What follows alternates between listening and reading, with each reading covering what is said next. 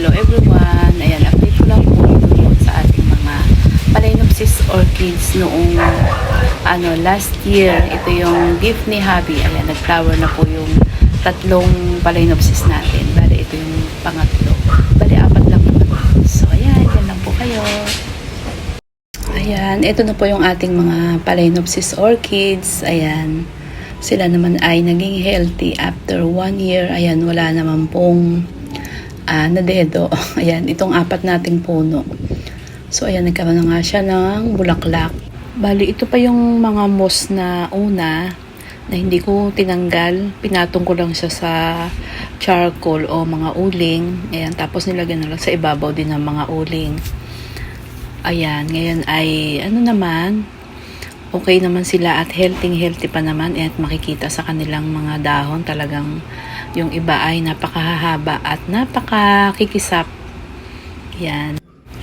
So, ito yung isa. Parang, ayan. Hindi pa bumubuka yung kanyang may mga buds na siya. Ayan, hindi pa bumubuka. Ito yung March 11. Ang ating mga orchids, di ba, kahit naman wala silang flower at makita naman natin na healthy sila at yung mga kulay nila ay talagang green na green, di ba? Ang ganda-ganda na rin kahit hindi pa siya nagpa-flower, lalo na kung sila ay nag-flower pa, di ba? Mas talagang dagdag yung kanilang ganda. Ayan, di ba? Dahon pa lang, talagang napakaganda ng kanilang itsura. Ayan, healthy talaga. At ito nga pala sila nung June 2024. Ayan, ganyan sila. Nung mabili ko, ganyan siya kalalaki. Tapos, ayan na siya. Bumukha na yung kanyang flower. Ayan, kahit hindi siya malalaking bulaklak, ayan, ay napakaganda na rin naman ng kanyang flower. Tapos, dalawa nga yung kanyang naging spike. At nagka-doble pa. Dahil sa niya, merong naging tatlo. Kaya, ayan, nagka-doble-doble yung kanyang bulaklak. Ayan. Dito, yung hindi pa bumubuka, mga 5 pa yatang buds to, yung hindi pa bumubuka, tapos 3 dito sa kaliwa, at meron pa rin dito sa kanan. Ayan, meron pa rin dito na 4 yata na buds. Ayan, hindi pa siya bumubuka. Ayan, di ba doble-doble, nakakatuwa, di ba? Tsaka makita yung niya, parang plastic yung kanyang flower.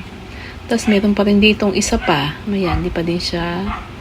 Ayan, meron pa din ditong spike na hindi pa siya bumubuka yung kanyang buds. So, ayan, nakakatuwa talaga, di ba? Ayan, parang sulit na sulit yung pag-aalaga napakaganda talaga ng kanyang bulaklak. So, ito yata yung golden butterfly. Parang natatandaan ko dun sa picture na sinend ni seller. Ayan, golden butterfly. Napakaganda ng kulay niya. Nagmi-mix yung kanyang kulay. Ito lang maganda sa mga Phalaenopsis. Talagang yung flower nila ay napakaganda. Ayan. Ayan, dito ay bumuka na yung diba dito 2 na lang yung naiwan na buds. Tapos ito 2 na lang dito sa isa. Ayan, 2 na lang din. Bumuka na yung iba. At dito sa kabila, ayan, yung 3 yung 4 na ayan, ngayon isa na lang yung buds na hindi bumubuka. Di ba napakaganda, grabe Napakaganda talaga niya kahit na maliliit yung flower niya. Ayan, di ba? Grabe Talagang hindi mo siya pagsasawaang tingnan. So, ayan, dyan lang po kayo. Sana po ay hanggang sa dulo ay samahan niyo po ako na pagmasdan itong napakagandang bulaklak ng ating Phalaenopsis orchids.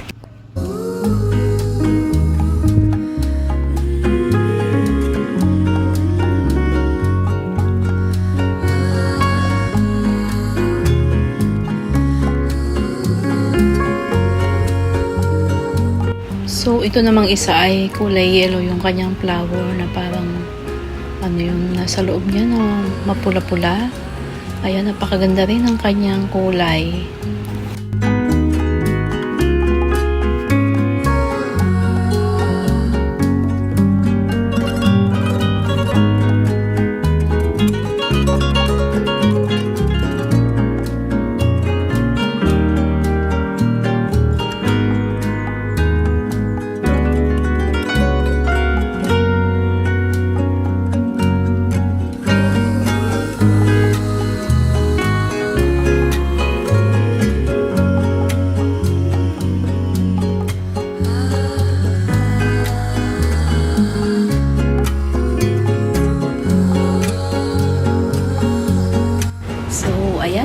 po i-end ang aking video. Maraming salamat po sa mga napadaan na pasilip sa ating munting channel. Bye! Ingat po tayo lahat. God bless us all and keep safe everyone!